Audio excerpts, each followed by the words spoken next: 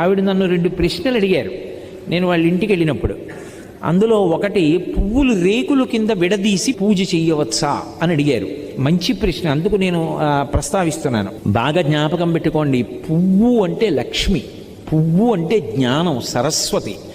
పువ్వు అంత కోమలమైనది, పువ్వంత పరిమళంతో కూడుకున్నది, పువ్వంత మంగళప్రదమైన వస్తువు లోకంలో లేదు.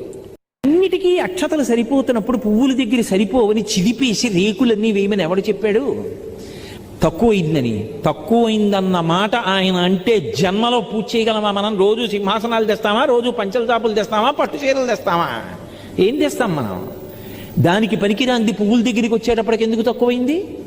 ఎందుకు అసలు పువ్వులు అలా విడగొట్టేసి రేకులు చేయడం? అది హింస. పరమ కఠోరమైనటువంటి మనస్తత్వంతో చేసేటటువంటి పని. అందుకే అంటే కొంతమంది తెలియక చేస్తారు.